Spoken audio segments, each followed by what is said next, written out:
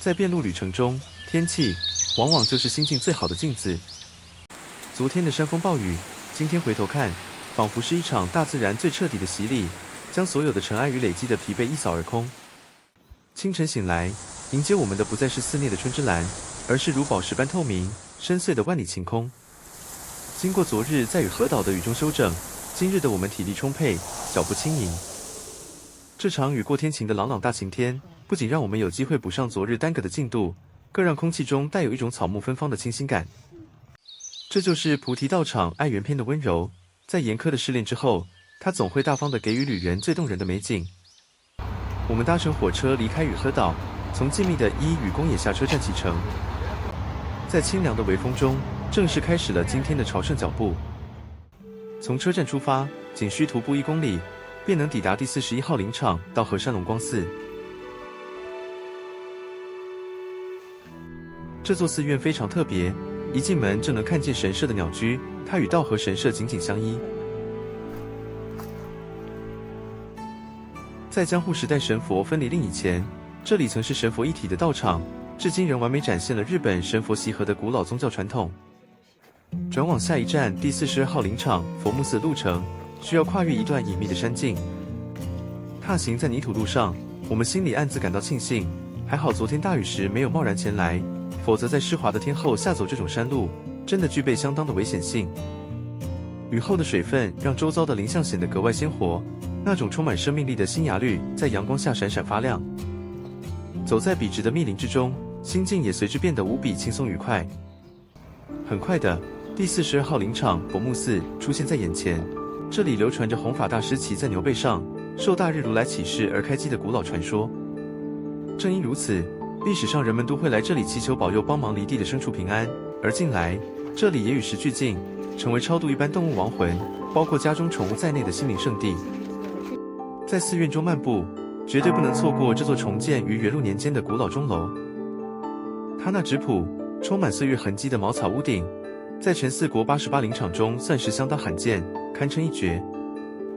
除了歷史與傳說，今天大師的讀心術再次在遍路道上靈驗了。在佛木寺的那金鎖旁，地上大喇喇地擺放着好幾籃金黃飽滿的文旦柚，上面寫着玉接待，自由取用。為了不辜負四方的暖心好意，我們這次決定主動出擊，拿了幾個，接受這份來自大師的饋贈。沒想到，奇妙的緣分還沒結束。就在我們離開佛木寺，徒步前往車站的途中，突然聽見對面車道一輛行駛中的汽車猛然搖下車窗，一邊按喇叭一邊對着我們大聲呼喊。當下我們不知發生了什麼事，趕緊小跑過去招呼。後來才知道，天哪，我們居然又遇到被動式的預接待了。開車的當地人熱情地塞給我們一顆碩大的大柚子，更佛心的是，對方似乎算準了我們在路邊沒辦法洗手，還特別貼心地抽了好幾張濕紙巾塞給我們。在等待公車的空檔，我們特別找了一個無人的遮陽棚下，完全顧不得什麼淑女或紳士形象，直接拍拍屁股席地而坐，一邊擦着汗，一邊享受剛剛主動式與被動式兩次完美交織的預接待果實。那種清香多汁的甜美，真的是對旅人最棒的慰勞。隨後，我們搭車返回與河島站前拿取寄放的大背包。此時又完美地錯過了中餐的營業時間，我們熟練地在 Lost 買了些簡單食物，搬到飯店的交誼廳享用。相比前2天在伊本松地區只能淒慘地坐在超商門口吃飯糰，今天能有桌椅和冷氣，我們每個人都笑稱，這規格簡直算是豪華太多了。考慮到昨夜那場春之藍暴雨，山中的泥濘小徑此時必然是極其濕滑的。遍路修行雖然講求磨練意志，但安全與順應天時更是大師推崇的最高智慧。原本接下來有一段需要翻越陡峭齒長卡，長達12公里的艱澀高繞山路。為了避免在滑膩的泥山路中受傷，耽誤後續行程，我們決定理智地轉身，跳過這段危險的路段，改以接駁方式直抵卯之町。這個明智的決定，反而給了我們更多餘裕，去細細感受這座充滿歷史風情的古鎮。漫步在安靜的古街道上，兩旁盡是保存完好的2層樓高老建築。它們精緻的木造格子窗，以及充滿厚重歷史感的白漆牆，在陽光下散發着文雅的氣息。時光在這裡仿佛不再無情流逝，而是緩緩地、溫柔地滲透進每一片青瓦、每一扇木門之中。順着蜿蜒的山路繼續奮力前行。當我們終於抵達位於卯之町後方的第43號林場元光山明14時，所有人的視線瞬間被一抹不尋常的綠色給深深震撼了。在櫻花滿開的4月，粉嫩的色調往往佔據了所有旅人的相機底片。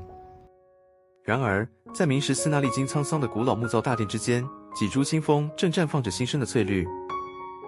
那種透着午後陽光、近乎完全透明的嫩綠，與深色的古老木結構相互映襯。相對於櫻花的絢爛奪目與短暫，清風的美顯得無比清亮且沉靜，帶着一種佛教中空靈透的內省氣息。這份在粉色花海之外的意外驚喜，成了我們今天參拜最沁人心脾的視覺記憶。今晚，我們入住了一間由百年老屋改造而成的富士乃家旅館。這不僅僅是住宿，更是一場深度的感官體驗。空間裡處處保留着江戶時代的建築結構，粗重的橫梁，透着時光舊氣息的古老木頭，每個角落都留存着年代的厚度。踩在榻榻米上，聽着木造房舍特有的細微的木頭微響。老屋有一種奇妙的魔力，能讓人的呼吸與心跳跟着這份安寧一起慢下來，沉靜下來。今天是在自然山色與古鎮歷史之間完美平衡的一天。我們學會了在泥濘的險境前理智轉身，也學會了在漫天粉蔭之外的嫩綠中看見驚喜。遍路就是這樣，順應天時，便處處是風景。氣象預報顯示明天依然是晴朗的好日子，我們將帶着這份寧靜的力量，繼續走向菩提道場的下一幕。如果你也喜歡這樣跟着我們的鏡頭，在古鎮與古剎間尋找內心平靜的朝聖日記，請記得訂閱頻道，按讚分享。我是阿舍，今晚我們在卯之町說晚安，我們明天遍路道上見。